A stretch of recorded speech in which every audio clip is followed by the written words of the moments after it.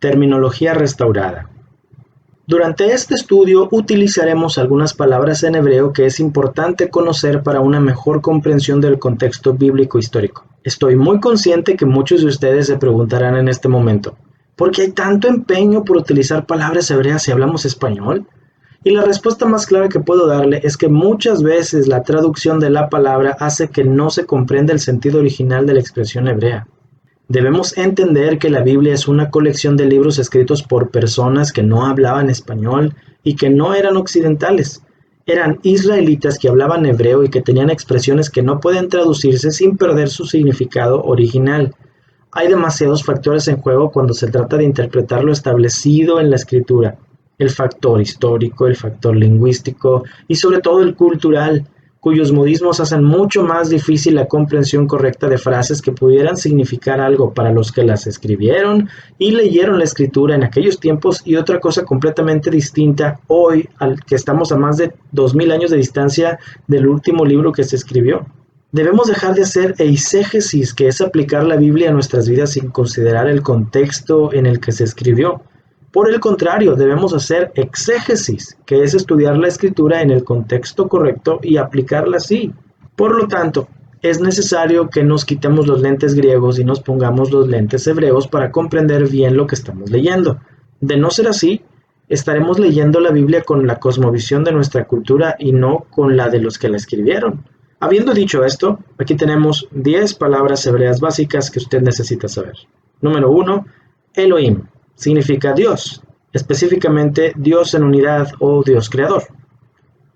Número 2, Yahvé o Yahweh. Este es el nombre de Dios, específicamente el gran yo soy o el Dios siempre presente.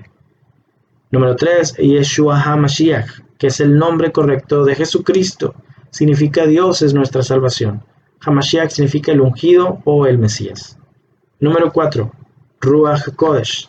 Este es el nombre correcto del Espíritu Santo.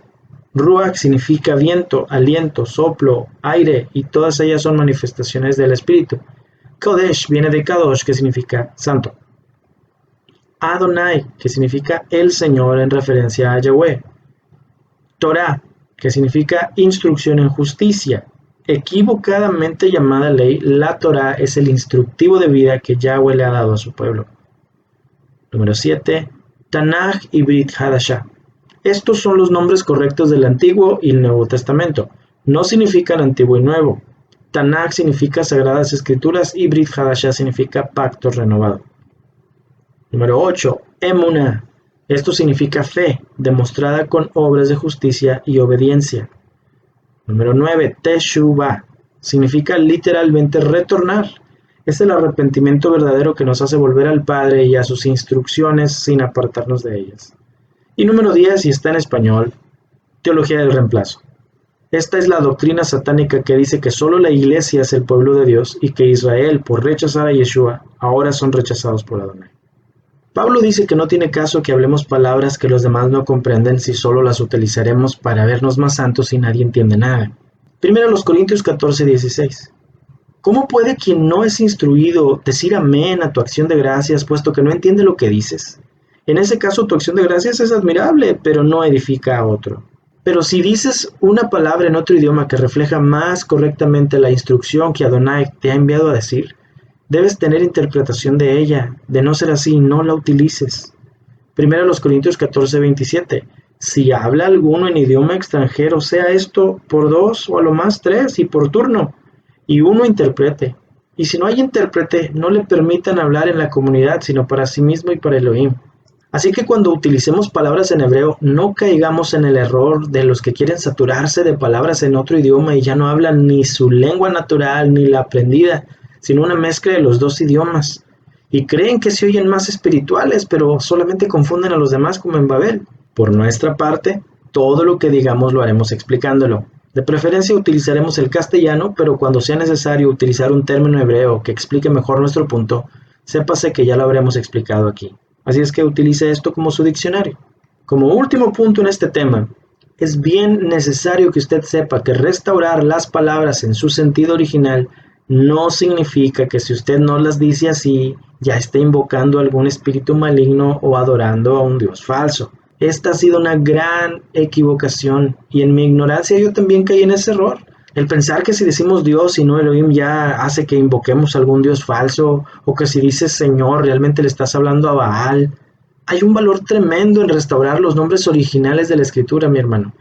Pero esta restauración no debe ser motivada por el miedo a invocar algo pagano, sino por el amor que le tenemos a nuestro Elohim, que hace que deseemos honrarle con nuestros labios, y por el anhelo que deben hacer en nosotros por obedecer sus preceptos sin desviarnos de ellos. Una muestra de que Adonai nos escuchaba aun cuando no conocíamos su nombre verdadero la tenemos aquí. Oseas 2:8. Y ella no reconoció que yo le daba el trigo, el vino y el aceite, y que le multipliqué la plata y el oro que le ofrecían a Baal. Yahweh está diciendo que como la palabra Baal significaba Señor y la palabra Adonai significaba Señor, Yahweh entendía que los israelitas pensaban que eran la misma cosa.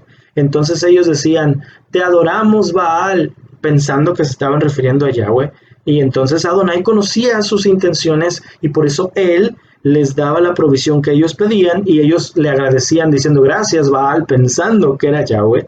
Y Adonai, a pesar de que decía, oye, yo no me llamo así, él entendía que lo estaban buscando así. Y eso pasa el día de hoy también. Muchísima gente le dice Jehová o al Salvador le dicen Jesús. Y son personas sinceras que están buscando realmente conocer al Dios verdadero. Le dicen Dios. Y no porque le dicen Dios o le dicen Jesús o le dicen Jehová, ya él no los va a escuchar. Pero mire lo precioso del caso. Era una profecía, Oseas 2:16.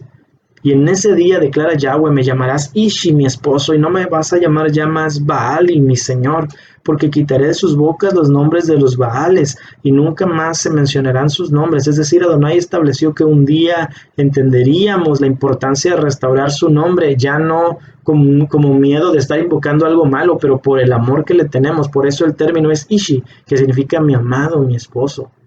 Entonces, la motivación para la restauración de los nombres no debe ser el miedo a invocar algo malo o decir, ya no voy a decir esta palabra porque significa algo que tiene que ver con adorar. No, esa no es una motivación correcta. La motivación debe ser el amor que tenemos por el Padre, porque Él conoce nuestra ignorancia, pero también nosotros, ahora que lo estamos empezando a conocer mejor, debemos de corazón honrarle y tratar de conocerlo. Es como, por ejemplo, si usted me conoce a mí, yo me llamo Eliud, por ejemplo, Eliud, pero si usted me conoce como Eliud sin la D y me dice Eliud, yo sé que me está hablando a mí, pero yo tendría que corregirle, yo no me llamo Eliud, yo me llamo Eliud. Entonces, tarde o temprano, Adonai había establecido que un día su pueblo sería corregido en su forma de expresarse hacia él, y entonces él quitaría de nosotros los nombres equivocados y le empezaríamos a conocer por quién es él, y lo primero que haría es decirnos, ¿quieres conocerme bien? Pues yo me llamo Yahweh. Jeremías 16:21. Ciertamente yo les enseñaré de una vez por todas, les enseñaré mi poder y mi fortaleza, y aprenderán que mi nombre es Yahweh. Adonai Eloheinu, Adonai